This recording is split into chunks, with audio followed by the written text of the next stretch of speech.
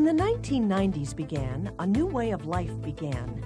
The decade brought with it changes in politics, technology, fashions, entertainment, and styles. The new decade also brought with it Ormond Stone Middle School. Born in 1991, the school came complete with a modern physical structure as well as modern teaching philosophies. Its doors were opened just in time to adopt the new middle school concept, a movement which was just beginning in Fairfax County Public Schools. The middle school concept grew out of a recognition nationally that children between the ages of 11 and 14 have needs that are different than those of elementary children and high school students. And we try to organize our program around meeting those needs.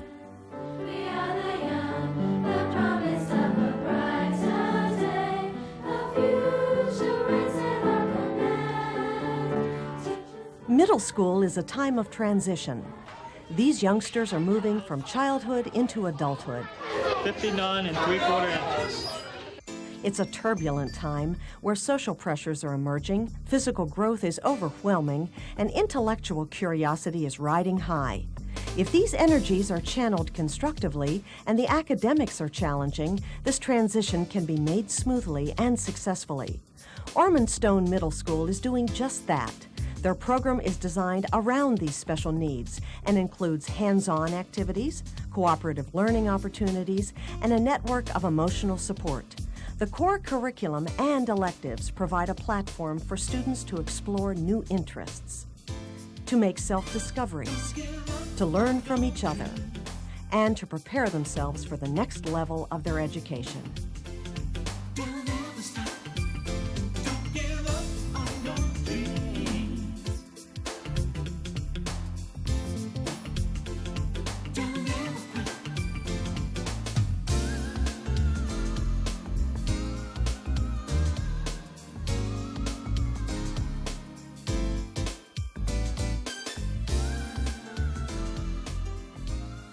At the heart of the middle school philosophy is the teaming concept. Stone has 8 teams at the 7th and 8th grade levels, which are identified by a name, student artwork, and a designated area in the building. Each team includes approximately 120 to 130 students. So what I thought we could do is tie that into presenting some information that was gathered in another class. Those students are taught by the same core teachers for their courses, English, math, science, and social studies. The teachers' classes are located in physical proximity to each other so that there is a real closeness. Those teachers own those students, and a counselor is attached to each team as well as a resource teacher. And together, those adults work as a very strong support network for the students. Team teaching allows teachers to truly get to know students. The teachers share information about student progress and concerns and work together to come up with ideas and solutions.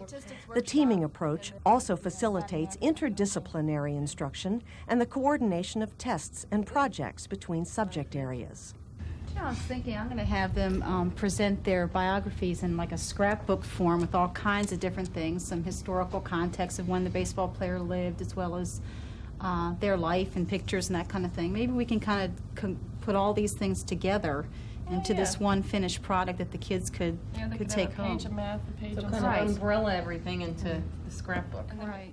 Today we were really trying to coordinate and see the hooks and the links between the different common objectives.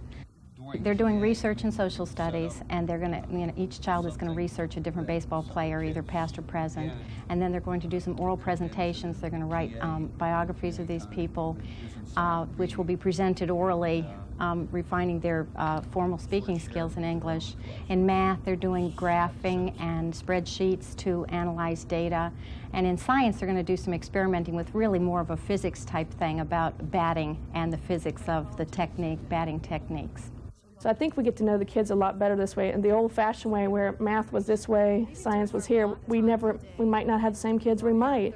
So we never got to know the kids really well. So this makes a better approach to getting to know the kid. It's better for the kid, and it's better for us. Many times the kids come up to me and say, I'll say something to the kid like, I heard you did really well in science today or English, and they'll say, how'd you know that? And I'll say, oh, we were just talking about you. Social studies. That's going to be almost empty now that you're done with architecture. The only thing Mr. Stipisevic said you should have in there is your World War I packet, which is hopefully complete because it is due today. Organization and communication are the motivation for this program, an outgrowth of teaming. Eventually you're going to get those in there too. Yeah, I know, but because we're turning into that.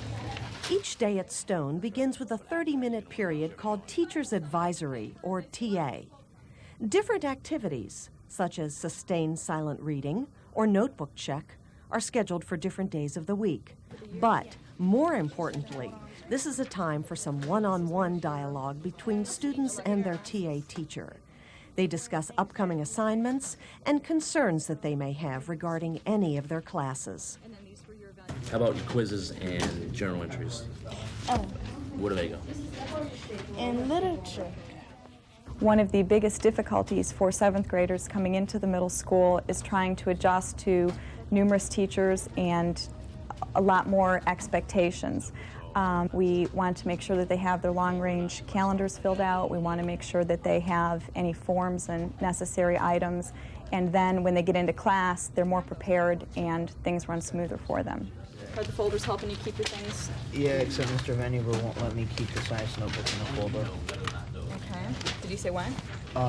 Because I couldn't turn the pages, and it wasn't very neat. TA is an opportunity for students to ease their way into the school day and get started on the right foot. From here, they head to their next class.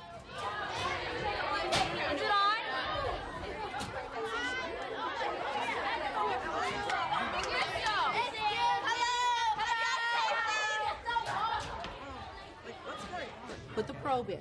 The rest of the day is quite rigorous. Who's stirring? You stirring? Lessons are designed with the unique needs of middle school learners in mind. What do you do with a bunch of youngsters who have an insatiable urge to chat with their friends?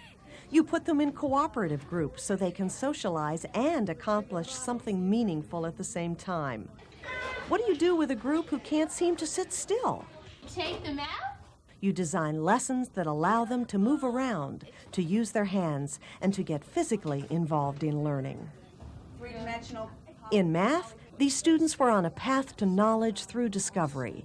They performed experiments as a group to come up with some conclusions about geometric figures that they had constructed the day before. Where does the geopaint form? On the face of the two-dimensional triangle. Okay. What I want you to predict is where will those geopaints form on your three-dimensional space figures. Talk it over with your group for about a minute, and then when you're ready, I'd like for you to share your predictions. Where are they going to form? We feel that cooperative learning is the best way to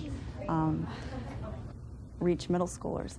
And the way we do that is we have them in small groups, or small heterogeneous groups, and we have them actively working on some social skills. And we select social skills each day that we're working on. We have the group set up so that there's mutual interdependence. Each one of them has a role, and they're counting on each other. One neat thing is that each student in the group feels that his contribution is crucial or vital to the outcome of the group's problem-solving venture. And I think that's really neat when they all feel that they're important in the process and that all of their roles need to happen for the group to solve the problem. Is it on all sides? Yes. But it made like a pyramid on the inside. No, yeah, like on each side. Oh, it connects to all the angles. They see themselves as a team that has a mission. They have a problem to solve, and they have to figure out a way to get there. And their path may be very different from another group's, and that's okay. This one? So bottom, when you poked your paint with your finger. They see a great benefit in working in groups and generally show us their best efforts. It's only when you ask them to sit still for 50 minutes, isolated and lonely, and ask them to do, isolated math skills that they begin to, misbehave. They enjoy working in cooperative groups. They see it as a benefit. they always see that they can get the solution faster with 4 heads than just with 1. So what we'd like you to do is work as a team, work as a group, and see if you can match the little definitions to the FAD. In this history class, the resource teacher and the history teacher come together in a team teaching situation. This allows students of all ability levels to work side by side. Good, you guys are great. In that class, it's very heterogeneous. We have students who are in the Gifted Talented program. We have students with learning disabilities. We have students who are in the English as a Second Language program. And they're grouped in such a way that's also very heterogeneous at separate tables. And so they can do a lot of peer tutoring and peer learning. Having the students with learning disabilities mainstreamed into the regular class, I think, really helps them not just fit in and not be a part, but we have the philosophy that we need to emphasize those similarities among kids rather than their differences. And we really strongly believe that all students can learn in the heterogeneous classroom. We have very high standards for all the kids, and the kids have never disappointed us. They usually meet or exceed our standards. You will be learning how to use the computer to graph data that is collected during an experiment. You will also This is another mainstreamed class, team taught by science teacher Lois Sinclair and resource teacher Terry Voigtman. They found heterogeneous grouping to be especially helpful in this area of the curriculum. One student may do very well with the written work, another one may do very well with the lab equipment. So by working in teams, we get the best of everything because they're able to put all this knowledge together to get the results that they want. All right, just leave it there. Very good. And a lot of the students do much better because they have this mindset, this is too hard as science, but with the support and the way that Terry and I have worked together, their students are doing very well, and we're very pleased to see that they're able to accomplish as much as they thought that they could, and they're doing very well. The team teaching setting has advantages for teachers as well. You need to get the temperature with these empty first. Pretty much we're there to support each other and help the students, and it works very well. And I learned a great deal from her because a lot of the techniques that she used for her students, I can also apply to my students. By working with a special education teacher with her expertise in adaptations and modifications for students, I found the differences I've been able to make in my lesson plans have benefited all the students. And it might be just something as simple as the way I administer a test or give directions, or in the case of the lesson today, the way we had them match FADs. You know, traditionally maybe I would have given them a handout with the things typed where they had to match that FADs with the definitions, but this way they had a hands-on accommodation, and I think that really helps. All of Stone Middle School students are a part of the team. Special populations participate in self-contained programs during part of the day, but are mainstreamed whenever possible. We have a program for mildly retarded students here in the school, and we have, through our TA program, through some elective classes and a variety of other opportunities, the physical education program, integrated our MR students with our general education students successfully. In addition, we have ESL students here in our school who are also on teams and participate with their teams in activities. They participate in TA classes, and the ESL teacher works extensively as a resource to the team teachers in order to strengthen the learning opportunities for our ESL students here in the school. This is WAT, Work Awareness and Transition. It's a pre-vocational special ed program. It's an elective course. It's designed to acquaint students with the expectations that they'd find on a job and also give them a positive experience in the school so they see that they're out and they're working and people appreciate what they're doing and they get positive feedback. They start feeling good about themselves. These students are producing goods that will be used around the school or sold to teachers and students. Proceeds from the sales go to the students on payday. Part of the curriculum, besides giving them a work experience, a hands-on work experience, is helping them identify different careers that are out there that would match their interests and also their talents. we'll write a letter of reference and say what skills the student had, and you know how well they functioned in the work environment. And we've had students that go out and get jobs, and they're very successful. You know, which is wonderful. Like that. Make sure you have the 3 holes, and just stick it over there. Okay? One at a time. Let's see you do it.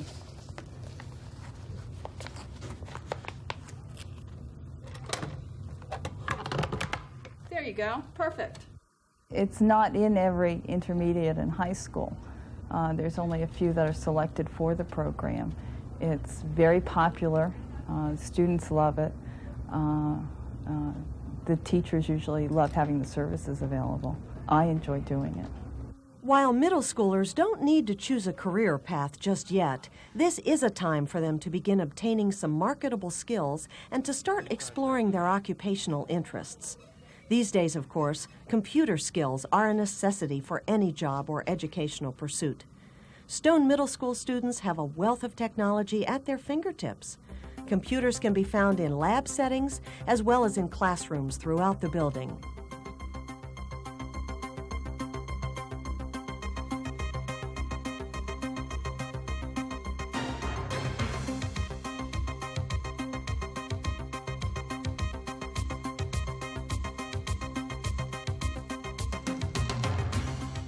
I think our technology supports our academics very well. We have technology labs with computer labs for English and social studies and math, and a specific lab for science where they're doing some real intricate experimental lab work through those computer usage. And then we have specific classes like the keyboarding where all children can get exposed to learning how to work on the keyboard and learn how to work on computers, because not all of our children have the computers at home. And then we can go even further into our electives, and even in the PE when we go into health classes they use computers. Wiggle it. All right. This is a unique technology lab where students get an opportunity to experiment not only with computers, but with a variety of high-tech equipment. The class is an elective called Synergistics. We've brought several different subject areas such as robotics, energy power mechanics, applied physics. We bring all those subject areas into a classroom. We turn those into 7-day units where the students will work through a module. They'll do activities such as designing a project. They'll use certain types of software to develop their projects. They will come in, they'll do some written work. They'll watch some videotapes. So there's a lot of different activities that they do to sort of culminate into teaching that particular concept. Okay, we're working on this little circuit because we have to solder these little things in and we have to solder them all on the back and try to get the lights to light up. We're going to start off by listening to Dig, and then we're going to do a block by 9 Inch Nails, so enjoy.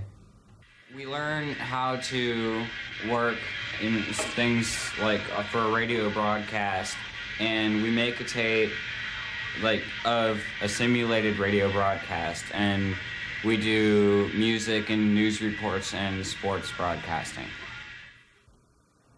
Well, this is sort of a wind tunnel, and we've made our wing, and we're trying to find the air, or how the air will pass to keep the wing stable. And the idea is to turn it off, and it'll drop because there's no air to keep it up, but to turn it back on and to let it rise. And we've accomplished that. This one new robot that Mr. Lerner gave to us, and I'm trying to program it to pick these things up, but we just got it yesterday, so I'm not that good with it yet.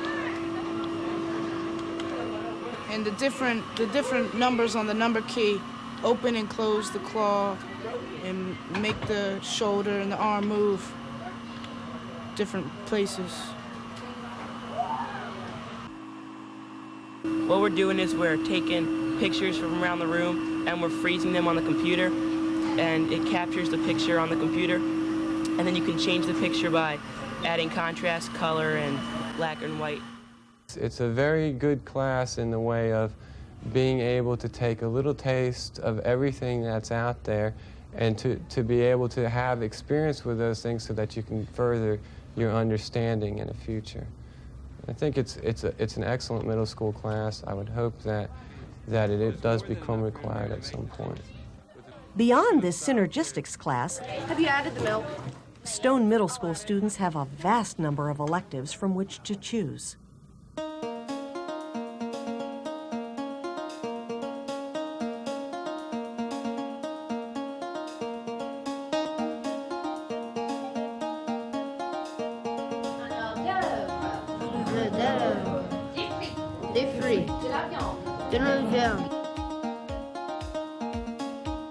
El dormitorio, maybe, sí, entre el garaje y el dormitorio. We are offering several different types of electives, and we've basically designed it within the middle school philosophy in that context. And we've done it to give the children an opportunity to explore rather than feel that they are choosing an elective because they're already experts in that field. Where hopefully when they come into the 7th grade, they're going to complement their day and their core curriculum courses with some exploratory types of experiences, such as a child can take art and not feel that they have to already be an artist, that they can go in and learn different types of variables and applications to art, and hopefully come out, and if they then developed an interest, can expand on that later. In music, the same way. I think we have a tremendous music program, and we offer them all the way from strings, orchestra, to chorus and to band. And it gives the students an opportunity where all can just come out and try to sing, and if they enjoy it, then later on they can hopefully choose something that complements their academics in high school. 1, 2. And I think that's one of the benefits of middle school. There are so many good things going on. It's like a smorgasbord. You can sample all of them. You don't have to be an expert at anything. You don't have to declare now what you want to do in life later, but you can just get a sampling and a smattering and just have a really good time doing it. So I think this is really an exciting place to be, and now is an exciting time to be here. All right, we're talking about getting ready for our talking lockers. The Electives program includes Pure Helping, a class designed to help students help each other to get through this emotionally turbulent time. So help people solve their problems and stuff. Just give them ideas and stuff. Students are taught how to communicate with, listen to, and help their classmates. They hear a lot more about what students are facing at home, in home situations and all, than we do.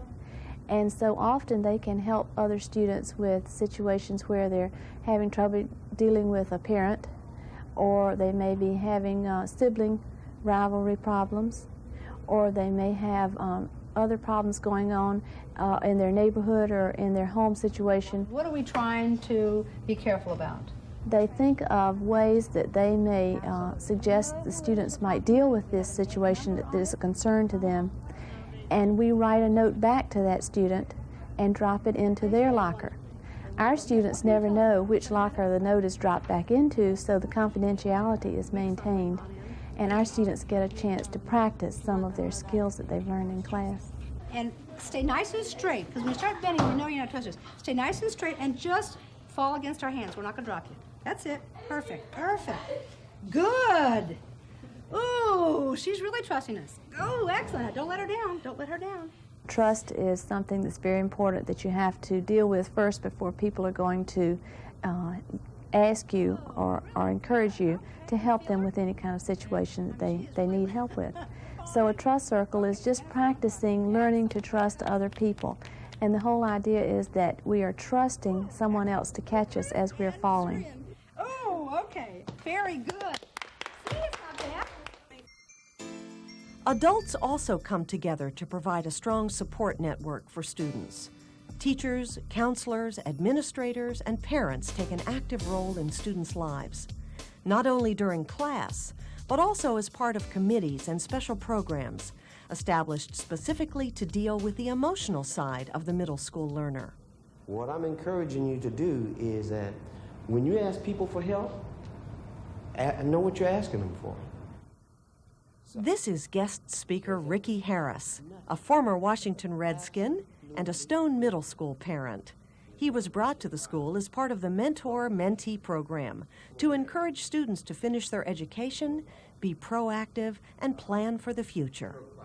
By the time they are middle school students, things are not quite the same. That word that we're all familiar with, peer pressure, starts to exert its ugly head, and oftentimes they are distracted from the path and they take the way of least resistance, and it's doing what somebody else says, and that somebody else has no more experience than they do and has no real right to tell them what to do, but they don't see it that way yet. The things that make a difference are how you treat people, because the people that I met along the way when I was playing ball, I still have great relationships with, whether I'm playing ball or not. This age group, I think you can make a difference, and that's one of the reasons I'm excited about being with this age group.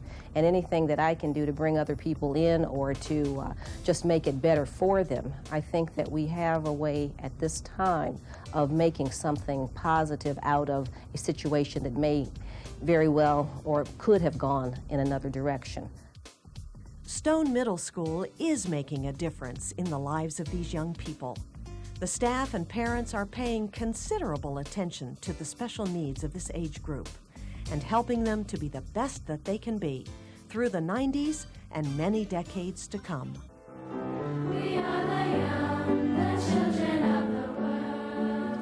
Our goal is to have students leave middle school having enjoyed a successful experience for 2 years that can be difficult years in their lives. Self-concepts frequently suffer at this age level because physically their bodies are changing, emotionally the hormones are raging, and it's a very difficult time. So we want to provide a stable foundation from which students can continue to grow.